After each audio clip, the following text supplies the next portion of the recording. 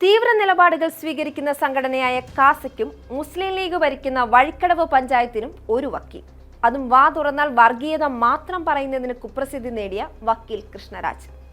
നിലമ്പൂർ ഉപതെരഞ്ഞെടുപ്പ് ഗോതയെ ചൂടുപിടിപ്പിച്ച് ഉയർന്ന പുതിയ വിവാദം കത്തിപ്പടരുകയാണ്.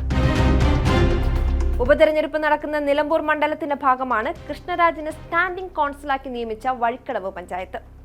വഖഫ് ഭേദഗതി നിയമം ചോദ്യം ചെയ്ത് മുസ്ലിം ലീഗ് നൽകിയ ഹർജിക്കെതിരെ നൽകിയ തടസ്സ ഹർജിയിൽ കാസയ്ക്ക് വേണ്ടി ഹാജരാകുന്നത് കൃഷ്ണരാജാണ്.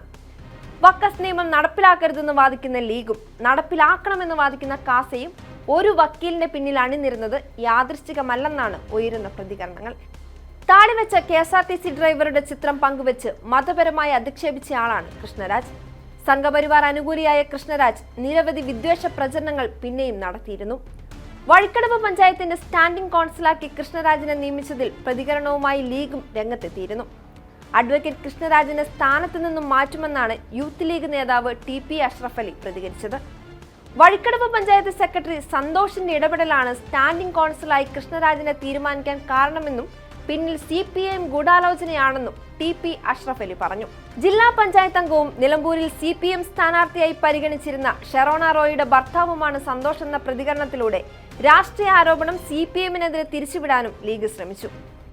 ഇതിനിടെ വർഗീയ വിഷം ചീറ്റുന്ന കൃഷ്ണരാജിനെ സ്റ്റാൻഡിംഗ് കോൺസിലാക്കി നിയമിച്ചത് നിലമ്പൂർ ഉപതെരഞ്ഞെടുപ്പിൽ BJPക്കാരുടെ വോട്ട് ക്യാൻവാസിംഗ് ലക്ഷ്യമിട്ടാണെന്ന ആരോപണം ഉന്നയിച്ച് മുൻ മന്ത്രി KT ജലീൽ രംഗത്തെത്തി. നിലമ്പൂരിൽ UDFനും BJPക്കും ഇടയിലെ പാലമാണ് കൃഷ്ണരാജെന്നും ഇടതുപാളയത്തിൽ നിന്ന് ആരോപണങ്ങൾ ഉയർന്നു. വക്കീലിനെ തൽസ്ഥാനത്ത് നിന്ന് മാറ്റുമെന്ന് പറഞ്ഞാലും മുസ്ലിം ലീഗ് നേതൃത്വം നൽകുന്ന ഒരു പഞ്ചായത്തിന്റെ സ്റ്റാൻഡിംഗ് കോൺസിലായി എങ്ങനെയൊരു സംഘപരിവാർ അനുകൂലി വന്നെന്ന ചോദ്യം വ്യാപകമായി ഉയരുന്നുണ്ട്.